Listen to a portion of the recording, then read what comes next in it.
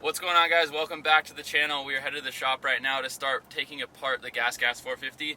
I'm super stoked about this build. I got some really good ideas. Before we get into it, I want to let you guys know that some of the t-shirts are back in stock on the website, and I'm picking up an all-new hoodie and t-shirt this week, so I'll hopefully have those on the site by the end of the week. I'm really excited about them, really cool designs. I'll let you guys know when they're here. But we're pulling up right now, and we'll go inside and talk about what we're doing today to the bike. All right, guys, so the first thing that we're going to be doing when we take this thing apart is getting all the hot parts down to Cerakote. I'm using a place called Moto Whips out here in Moore Park. So we're going to be taking out the engine today, the radiators, as well as the brake parts. We got to get those over there. The reason we use Cerakote is because the coloring doesn't really change with heat. This bike has had Cerakote.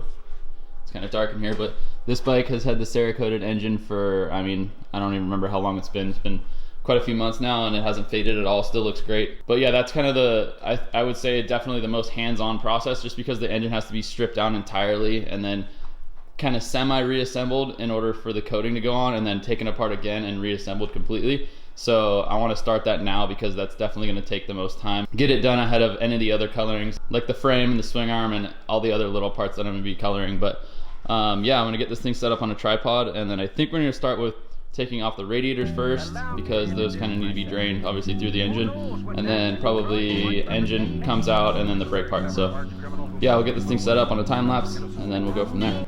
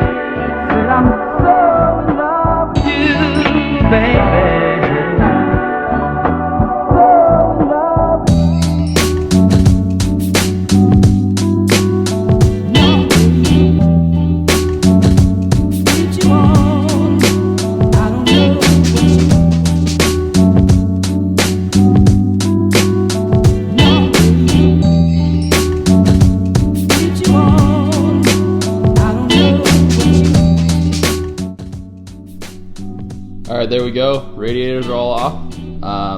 Obviously I didn't need to take off the tank. I know that you don't need to blast me in the comment section, but I am taking the engine out, and I do need to do that before that, and I figured I'd just give myself a little bit more room to work with. From what I remember, taking the engine out of this is pretty simple. I know it's exactly like a KTM, but without the perimeter frame wrapping around the side of the engine, really all I have to do is, the hardest thing is take out the swing arm pivot, take off the exhaust and the engine hangers, and then pull the boot that goes between the engine and the throttle body back, and should come right out, and then obviously the engine mounts too. But yeah, I think these things come out pretty easy because there's so much room to work with once you get the gas tank out of the way. I'm gonna go ahead and take off the pipe, and then we will get the engine out.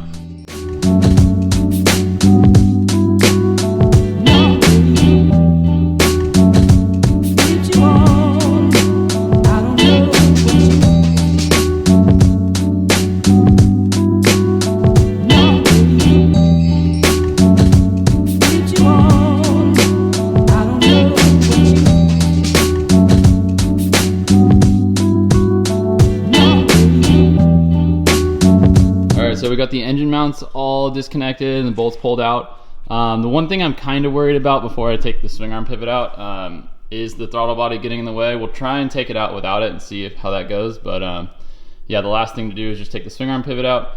I kind of off camera just disconnected all the wires. Really all it is I still got to disconnect the starter. But really all it is these, it's cool because everything is a different plug. Like this plug is never going to can never get crossed with this plug, and all the plugs are different. So when you are reassembling the bike, you don't really get that confused. You should make sure everything is reconnected. And I obviously do that when I'm putting it back together. Took off the pipe. This thing should be ready to come out. I took this motor mount off camera too. But yeah, just gonna pull out the swing arm pivot and see if we can get this thing out without taking off the throttle body If not, then it shouldn't be too bad. I should just be able to maybe loosen up the subframe and kind of squeeze it back a little bit. But yeah, we'll try that first and then see how that goes.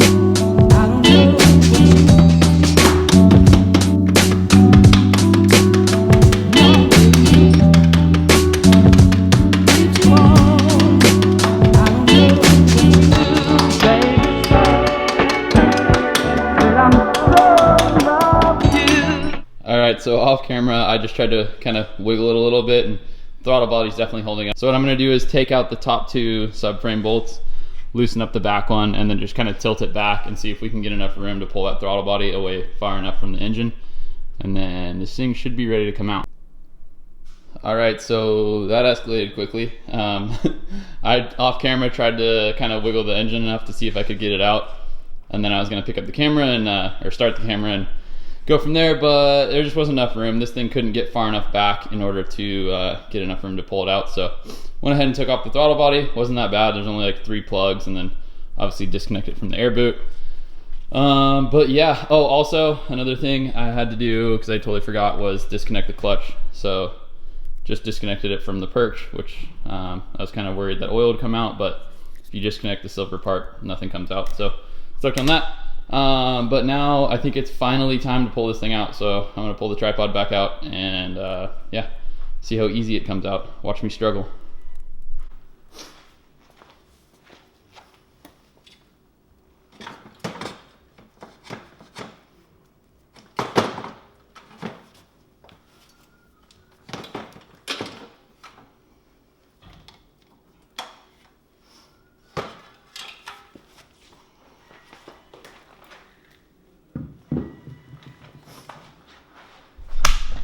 That wasn't so bad.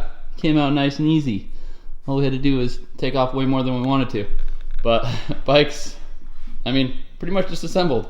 No, but we gotta take off the brake parts now, because again, these are parts that get hot, so don't want discoloration from the heat. And I think if we powder coated them, I don't know, there's a lot that could go wrong with too much material. Maybe they'd stick, but I don't know. That's what I did on this bike, the KTM that turned into a gas. These are all Cerakoted brake parts, engine and radiators, and haven't seen any discoloration. So pretty much ready to rip though. I just got the radiators out, like I said in the beginning of this video. Engine's out. Now time for the brake parts, and then we're gonna run this over to Moto Whips, let those guys do their thing. And I think next week we will end up stripping the rest of the bike down and getting it off to powder coat. I know in the original video I said that I wanted to convert these to full spring and make this a moto bike, but I'm kind of on the fence. Let me know what you guys think in the comments.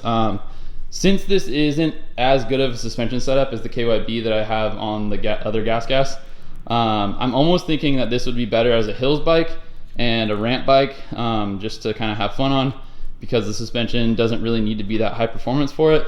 Whereas this stuff, if I convert this and get it resprung for moto setup, like outdoor setup, I'd really like to see how this thing performs with the, you know, the KYB front.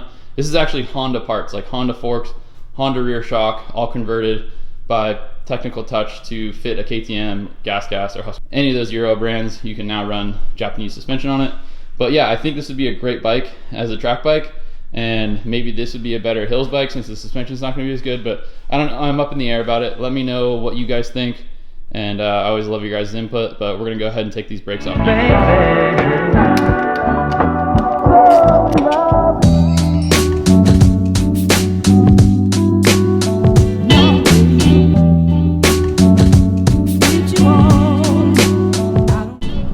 Alright guys, so that's gonna do it for today's video. Got this thing all disassembled, running this stuff down to Moto Whips, and then also I got my bike loaded up in the back and I go do some riding. So we will have some more riding footage up on Thursday. Hopefully you guys enjoyed this. Give me some feedback if you want to. If you don't already, subscribe, give the video a like. That does a lot for me. So yeah, thanks for tuning in, and we'll see you next time.